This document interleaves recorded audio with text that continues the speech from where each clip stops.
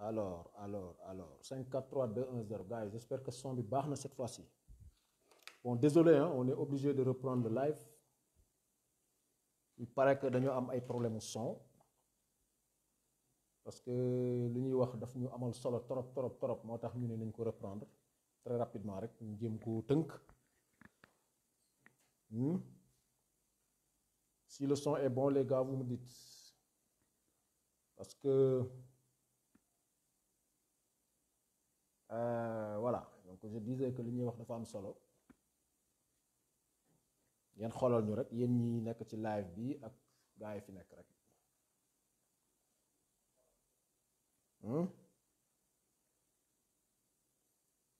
mu déglu sama bopp.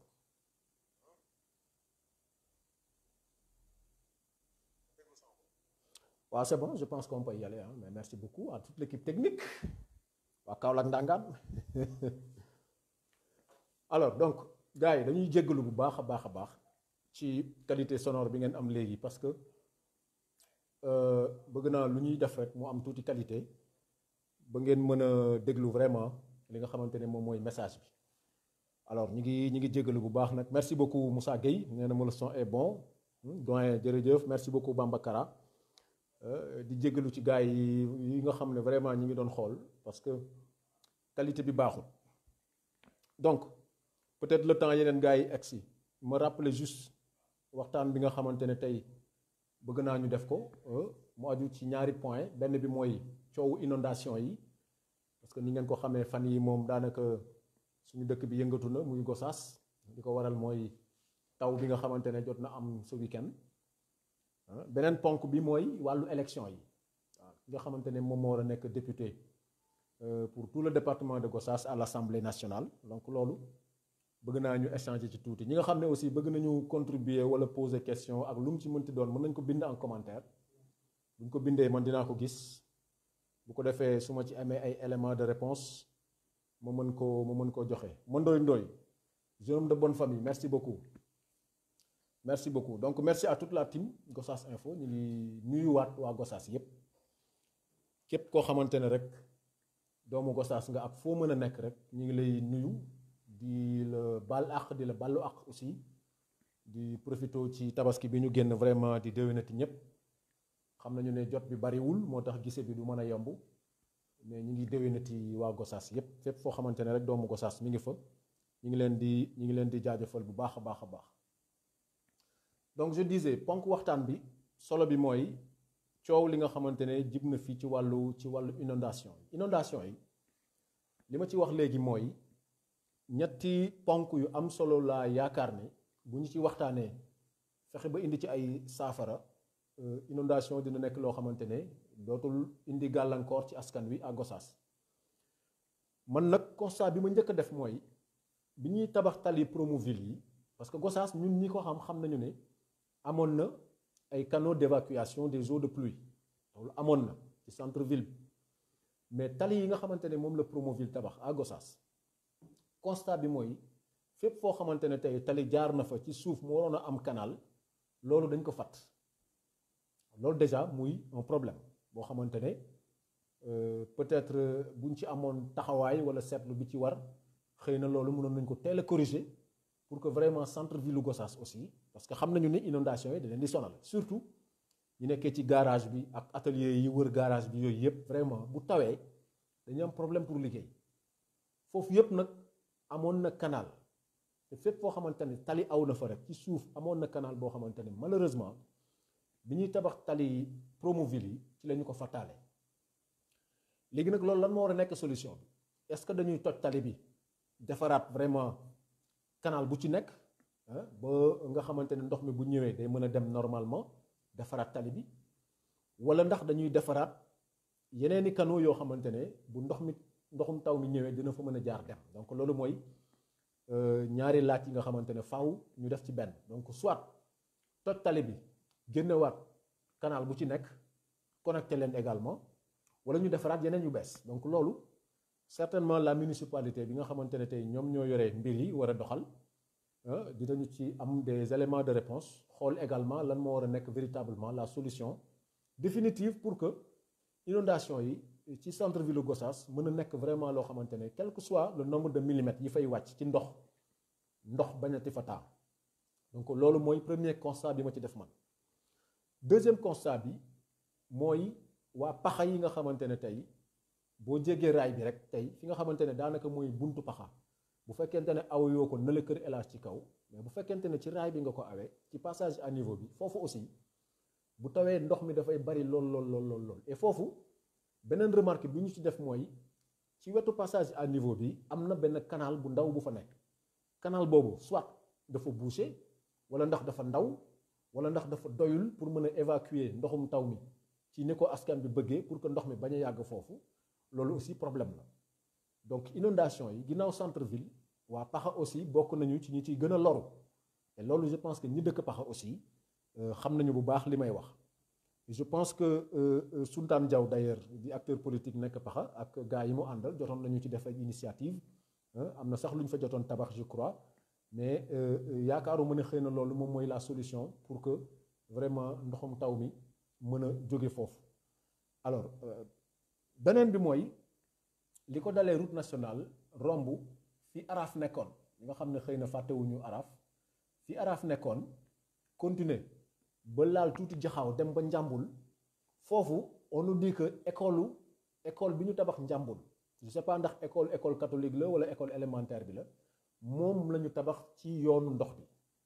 loolu aussi bu fekkente ne am na tamit nañu jàpp ne tamit jot na vraiment ñu indi ci solution pour que ndox mi parce que foofu aussi bu tawee ñu fay jaar ñëpp gis nañu ndox mi ñuy mel donc loolu bu fekkente ne tey école boobu ñuy wax ne moom la ñu tabax ci yoonu ndox bi bu amee war na mën a am saafara donc soit ñu tabax beneen canal boo xamante ne dafay contourner école bi wala en tout cas ñu indi solution ba nga xamante ne tey ndox mi foofu dootu fa yàgg. Donc bu ñuy wax inondation Gossas man jàpp naa ne ñett yi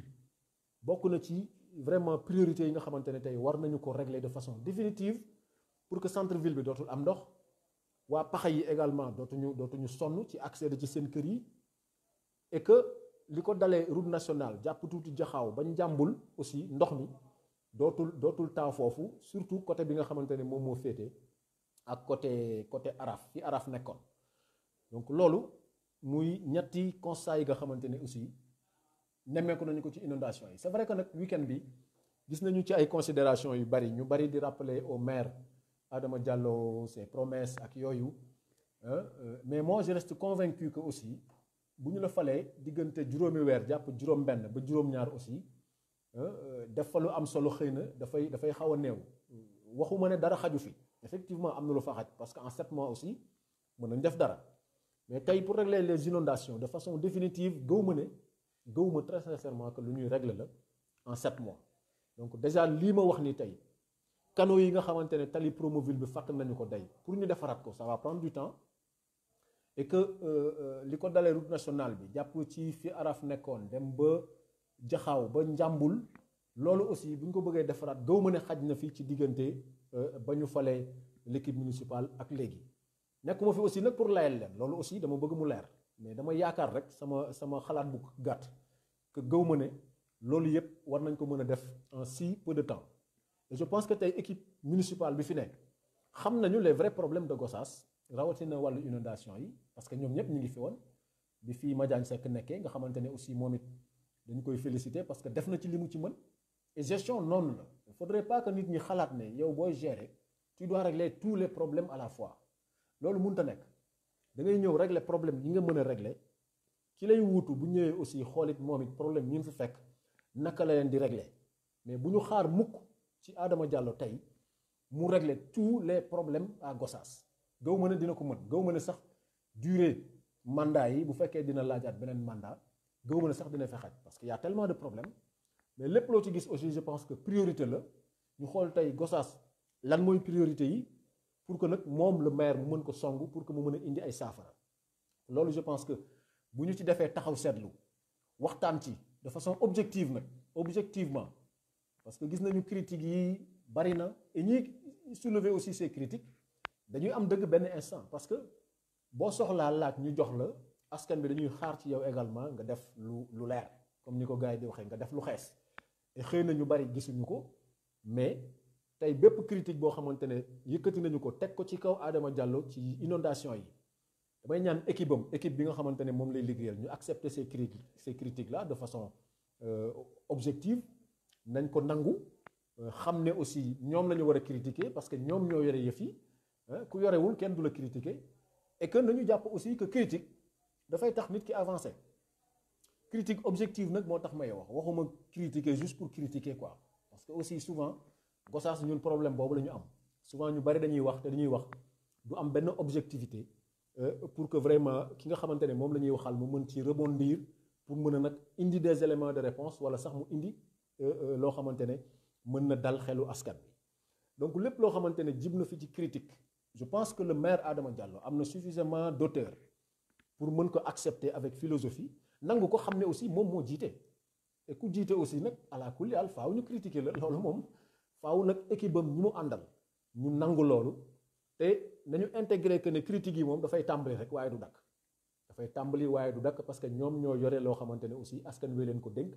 et askan bi je dis tout le temps que dañuy gën a nekk des citoyens qui sont de plus en plus regardants ci li nga xamante ne moom mooy xew seen dëkk donc buñ ko accepté ak philosophie accepté ko également ci loo xamante ne dina mën a indi waxtaan weccoo xalaat kenn ku ci nekk indi li nga xalaat ne moom nga yaakaar ne mooy solution bi bu ñu ko tegee ci taabal bi je pense que mën na jur njariñ mais il faut que ñun Gossas ñuy moytu di critiquer juste pour critiquer ndax lan politique ànd naag moom ànduma ak moom je pense que problème am na nu muy toll ci dëkk taxawaayu citoyen la laaj citoyenneté dëggantaan la laaj pour que nag ñu mën a indi de façon définitive ay solution pour que loolu mënati bañati am donc loolu mooy message bi may lancé man ci équipe municipale bi fi nekk d'abord nañu yaatu ginnaaw yaatu dënn te xam ne ñoom la ñu war a critiquer parce que ñoom ñoo yore affaire yi ñu jël ko aussi dans le bon sens xam na ñuy critiquer aussi dañu bëgg affaire bi avancer donc loolu moom moo tax ñuy wax mais gëm naa ne aussi ñoom ñi yore mairie bi aussi am nañu yéene defar et je pense qu'ils ont suffisamment de temps pour que vraiment mën a def loo xamante ni dina convaincre les Gossassois parce que Adama bi ñu ko falee ba léegi je pense que mi ngi dugg 7e ou 8e mois quelque chose comme ça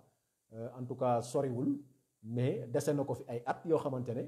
faaw nag mu wane li mu mën ci problème yi Gossassois yi di jànkonteel et je pense que en fin de mandat rek tey la ñu ko war a mën a critiquer sur certaines choses li mu réussir ak li mu réussirul mais moom aussi na jàpp ne rek citoyens yi dañu am sañ-sañu wax seen xalaat ci ñu dëkk bi doxee et que bu ko jëlee avec philosophie jël ko avec beaucoup d'objectivité je pense que mën na ko sax jëriñ donc cadre inondation yi mbokk yi loolu man moo ci sama position beneen bi ci topp mooy wàllu élection yi waaw élection yi ku ne xam na ne député yi dañu leen a war a renouveler le 31 bi ñu dëgmal dans une semaine maximum je crois te it nag Gossas am na coow aussi bu fa amoon ci wàllu députation bi li ko waral mooy Adama Diallo ku ne xam na ne le chef de l'État daf ko nommé mu nekk directeur général Petrosen Holding SA ba pare mu nekk en même temps le candidat de Benno à Gossas donc loolu tey muy loo xamante ne aussi bu ko yàlla dimbalee ba mu gañe na jàpp ne tamit mënut a defandoo ñaar yëpp ala kulli àll dafay démissionner ci poste directeur général pour dem nekk député Gossas wala mu démissionner ci poste député dem gérer Petrosen Holding SA donc loolu moo mën a ne mais coow li ko indi mooy bu fekkente ne démissionné na ci assemblée nationale ki koy wutu gis nañu ñu bari di wax ne oui goroom la mbokkam la mais dans tous les cas man dama gëm ne taxawaayu député en tout cas taxawaay bi ñuy xaar ci député ñun wuute na ak bokk ak nit wala jege nit wala sori nit tey ak kum ci mënti doon laa wax li ñuy xaar ci yow mooy est-ce que taxawaay bi Gossassois di xaar nga am ko à l'Assemblée nationale est-ce que di nga ko am boo ko amee xayrun boo ko amul aussi citoyens yi am nañu sañ-sañu boo wàccee yoon bi aussi ñu tegaat la ci yoon bi et balaa ma ciy sori foofu damay féliciter suñu député le député sortant muy suñu doyen Madické Diaw xam naa ne ñu bari duñ d'accord ak man parce que yàgg naa gis gars yi di laaj ndax Gossas am na député wala déet Gossas am na député effectivement mais peut-être erreur bi au départ avec l'actuel député mooy bu njëkk daawul fësal ses actions à l'Assemblée nationale bu njëkk daawu ko def et pourtant daan na wax mais malheureusement aussi chaîne de télévision bi nga xam ne fa la ñu doon teg les sessions muy la RTS ñu bari daawuñ ko seetaan et foofu malheureusement fa la ñuy teg sessions yi donc erreur bi peut-être l'honorable député defoon mooy bañ a fësal ses actions au tout début ci mandature bi mais bi mu demee ba nekk en mi-mandat peut-être même vers la fin gis nañ taxawaay bi mu am à l'Assemblée nationale en tout cas nekkoon na di wax et lépp lu mu ci mënti indi comme contribution aussi comme participation ci débat yi à l'Assemblée gis naa ne da ko daan génnee di ko dugal ci internet bi pour ñi nga xam ne xëy na intéressé na leen ñu dem di ko fa seetaan et loolu lu baax la moom en tant que député def na li mu yaakaar ne xëy na loolu la mën mandaam jeex na ñu war a am beneen député mais député bii di ñëw je pense que tey les meilleurs députés nekkul forcément députés yi nga xam ne dañu jàng parce que mën a jàng ak am taxawaay bu wér jëme ci sa askan assemblée nationale je pense que ñaari mbir la mën nga jàng ba yëy kayit yi dem assemblée di nelaw doo fa def dara tout comme mën nga bañ a jàng ba pare porter comme il faut les aspirations ak les problèmes de la communauté yóbbu ko assemblée nationale ba ñi ci war a jël ay saafara mën ci jël ay saafara je pense que loolu mooy solo bi nga xamante ne tey moom la ñuy xaar ci député et coow li bari woon na benn instant dafay démissionner bu démissionner gorom la fay teg mais man personnellement jàngat bi ma ci am mooy ñun Gossas aussi bu ñu xalaat ne lépp lu ñëw rek ci Gossas la war a yem Gossas commune la comme yeneen communes yi nekk ci département bi et ñooñu aussi nañu jàpp ne tamit gënuñu leen dàquñu leen jàng gënuñu leen bëgg lu baax aussi député bi man je reste convaincu que mënoon na génn Colobane mënoon na génn Mbar wala mu génn Njenne wala mu génn Patar wala mu génn Waajur et loolu mooy li jaadu parce que aussi ki ñu wutu nii déjà muy l'honorable député Madické Diaw mandaam jeex na moom Gossas la dëkk c'est que mënuñu aussi à chaque fois rek ñu ne député bi Gossas la war a dëkk président conseil départemental bi Gossas la war a dëkk beneen poste au niveau national Gossas la war a dëkk bu ñuy wax équité territoriale dafa war a am également ci question politique yi et loolu je pense que tey mooy li am solo et que beneen mbir bi mooy taxawaay bi mu war a am c'est-à-dire que mu nekk ku dëkk Gossas nekk ku ñu xam ci parti politique wala ku ñu xamul taxawaay bi ci war mooy fexe ba jafe-jafe yi département de Gossas am mu mën ko porter comme il faut à l'Assemblée nationale loolu moom moo am solo mais yenn considération politique yi goro diw la du goro diw magu jabaru diw rakku jabaru c'est pas important pour moi ce qui est important pour moi mooy est-ce que nit ki dina am taxawaay bi ñuy xaar ci député pour que lépp loo xamante ne tey problème la dans le département de Gossas ñu war ko yóbbu à l'Assemblée nationale mu mën ko yóbbu à l'Assemblée nationale ba pare nag di rendre compte à la population ñi nga xamante ne tey ñoom ñoo ko yóbbu Assemblée nationale et loolu aussi je pense que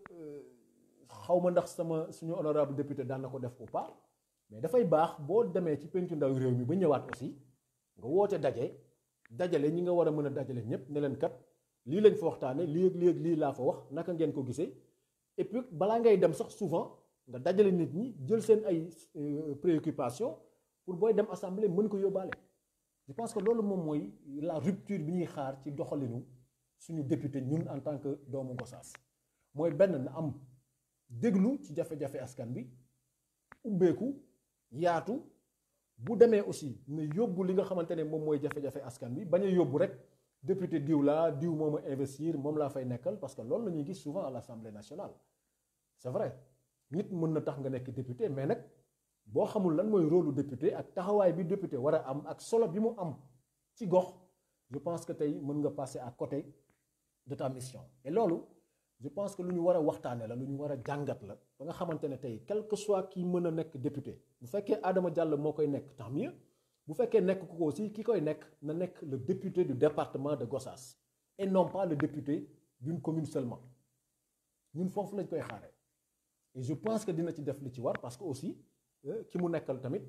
nekkul novice ci mbir yi ku xam administration la xam également politique